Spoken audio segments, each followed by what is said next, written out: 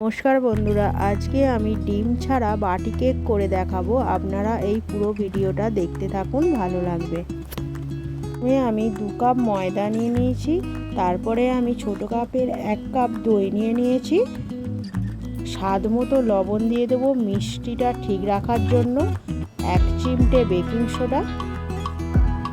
এই দইটা কিন্তু টক দই, 1 চামচ বেকিং পাউডার,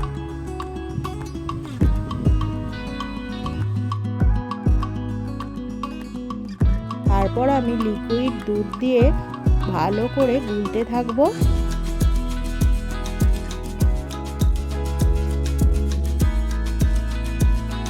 যে কাপে ময়দা নিয়েছিলাম সেই কাপের পরিমাণে 2 কাপ গুঁড়ো করা চিনি,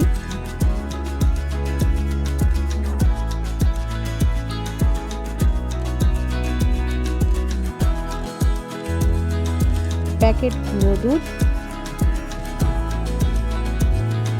অল্প অল্প দুধ দিয়ে গুলে নেব। 1 চামচ ভ্যানিলাটা আপনারা নাও দিতে পারেন, যেহেতু ডিম দেয়া নেই।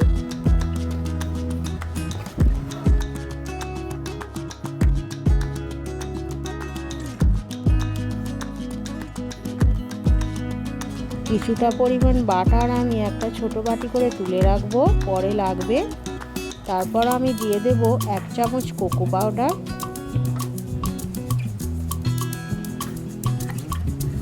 দিয়ে ভালো করে গুলে নেব।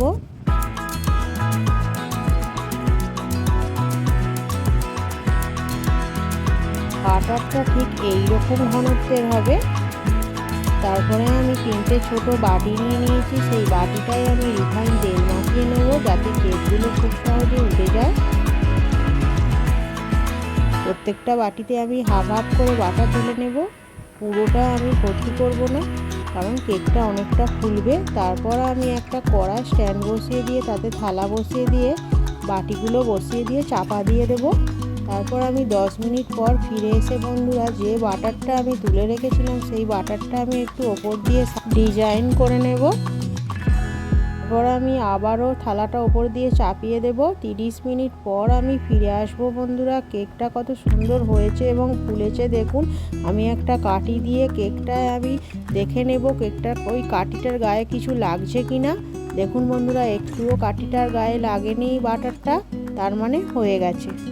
আমার এই ডিম ছাড়া বাটি কেক রেসিপিটা ভালো লাগলে কমেন্ট করে জানাবেন কেমন হয়েছে, আর আমার এই চ্যানেলটিকে লাইক ও সাবস্ক্রাইব করে দেবেন। তারপর আমি ছুরি করে বাটির ধারগুলো আমি একটু ছাড়িয়ে নেব, তারপর প্লেটে তুলে নেব। প্লেটে তুলে নিয়ে দেখুন বন্ধুরা কত সুন্দর এবং নরম হয়েছে। আমি একটু কেটে দেখাচ্ছি, আপনারাও এরকম করে বাড়িতে বানিয়ে বাটি কেক তৈরি করে খাবেন, ভালো লাগবে। পাশে থাকা বেল বাটনটা ক্লিক করে রাখবেন, যাতে সবার প্রথমে আমার ভিডিওটা আপনার কাছে পৌঁছে যায়। ধন্যবাদ।